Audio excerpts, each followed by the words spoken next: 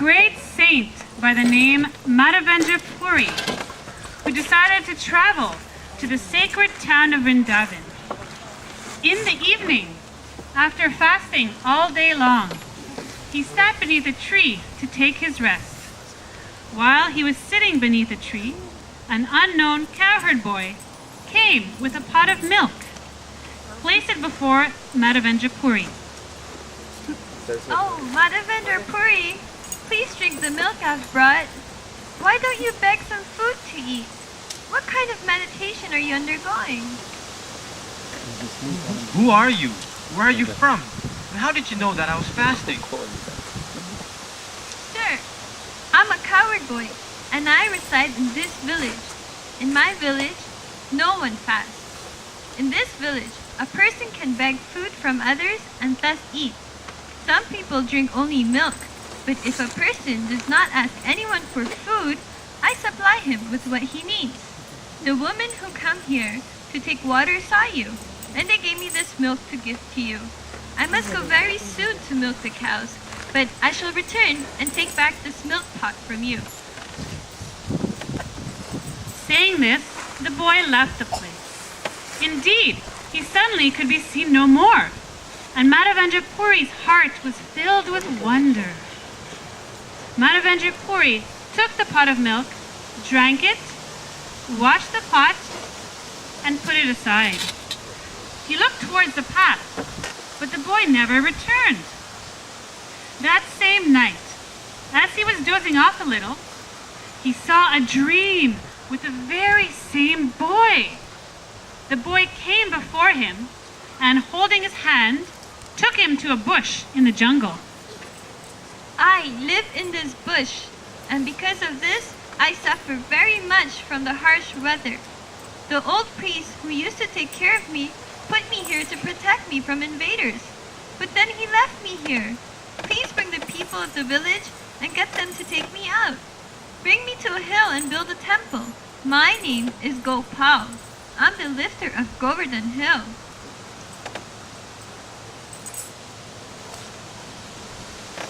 After waking up, Madhavendra Puri entered the village and assembled all the people. According to his directions, they cut down bushes, cleared a path, and entered the jungle. When they saw the deity covered with dirt and grass, they were all struck with wonder and pleasure. A big stone was made into a throne, and the deity was installed upon it. Another stone was placed behind the deity for support.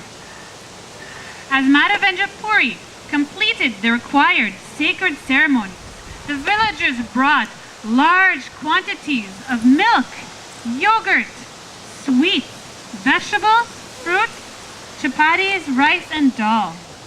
They completely covered the hill with all these preparations, having a great Annakuta ceremony. After making the offering to Gopal, the villagers happily ate all these wonderful preparations. When it was advertised throughout the country that Lord Gopal had appeared atop Govardhan Hill, all the people from neighboring villages came to see the deity. When they saw the super excellent form of Lord Gopal, all their lamentation and unhappiness disappeared.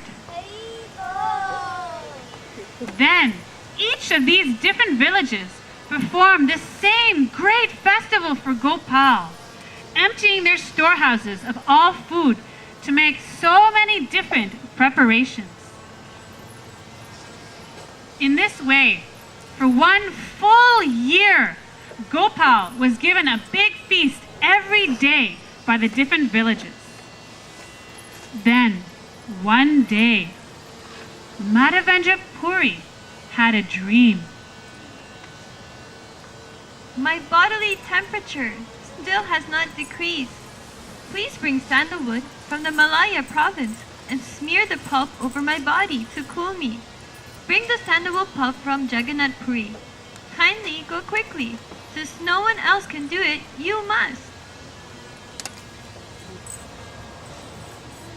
After waking up, Madhavendra Puri immediately started east towards Bengal.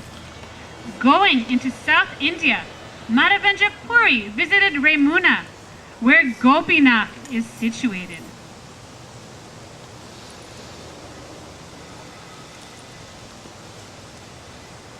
He went to the Brahmin and asked what kinds of food they offered to the deity. In the evening, the deity is offered sweet rice in 12 earthen pots. Because the taste is good as nectar, it is named Amrita Keli. This sweet rice is celebrated throughout the world as Gopinath Kheer. It is not offered anywhere else in this world. While Madhavendra Puri was talking with the Brahmana priest, the sweet rice was placed before the deity as an offering. Hearing this, Madhavendra Puri thought as follows. If, without asking, a little sweet rice is given to me, I can then taste it and make a similar preparation to offer to my Lord Gopal. Madhavendra Puri became greatly ashamed when he desired to taste the sweet rice before it had even been offered to Lord Gopinath. Madhavendra Puri then left the temple and sat down in the village marketplace, which was empty. Sitting there, he began to chant. In the meantime, the priest completed the offering and removed the sweet rice from the altar.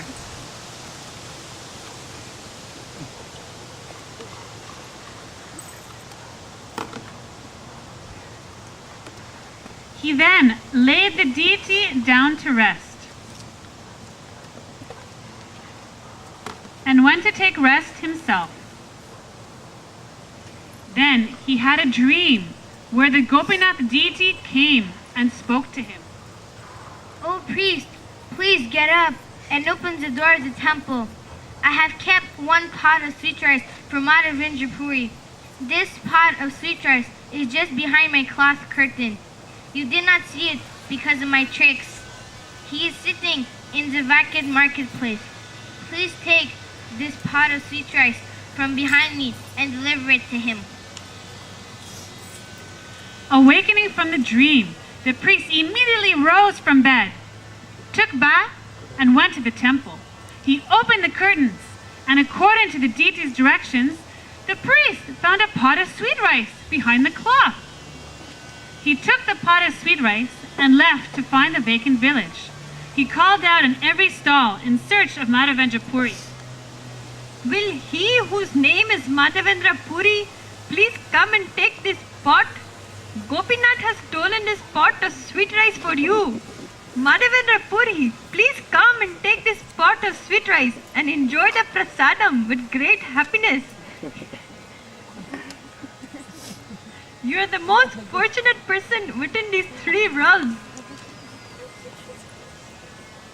Hearing this invitation, Madhavendra Puri came out and identified himself. The priest then delivered the pot of sweet rice and offered his obeisances, falling flat before him. When the story about the pot of sweet rice was explained to him in detail, Sri Madhavendra Puri at once became absorbed in ecstatic love for Krishna.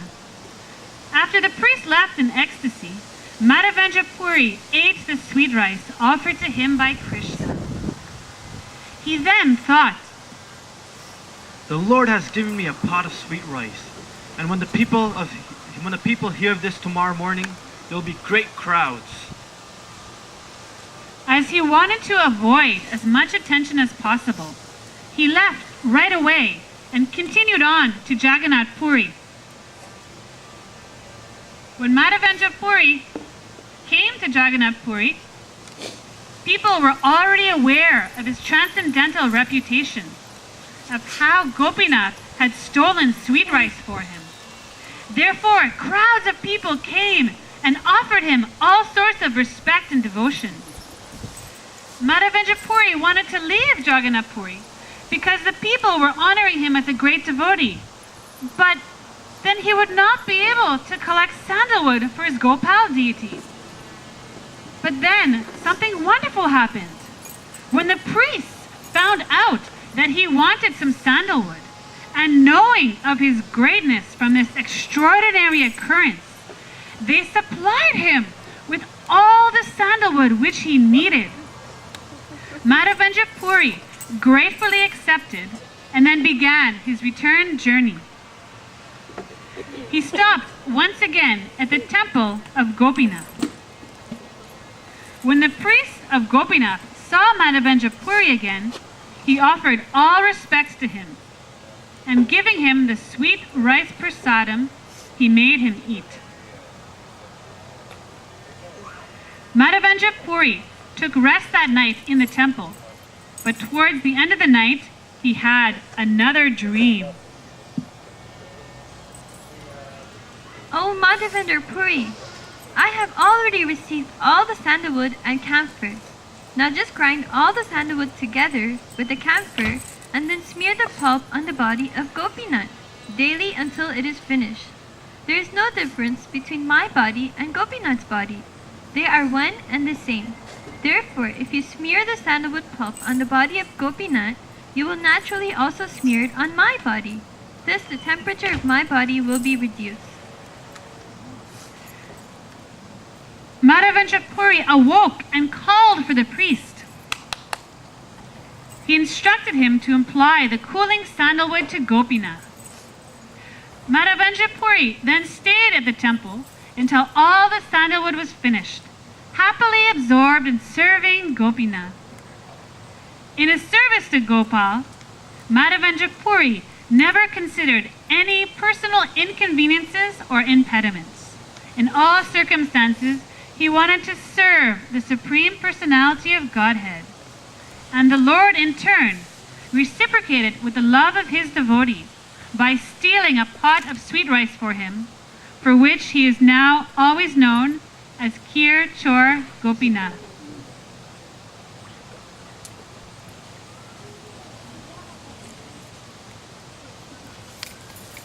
Haribo.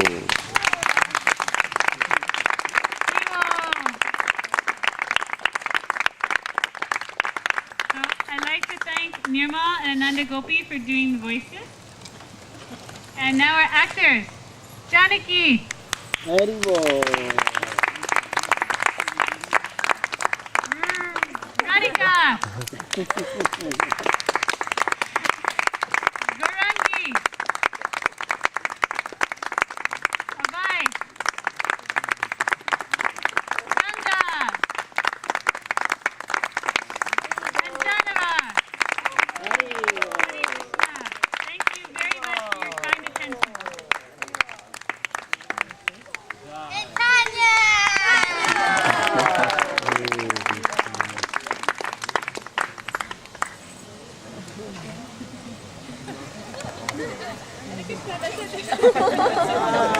More, encore. Prasadam. Now give you 5 minutes kirtan. The devotees will prepare.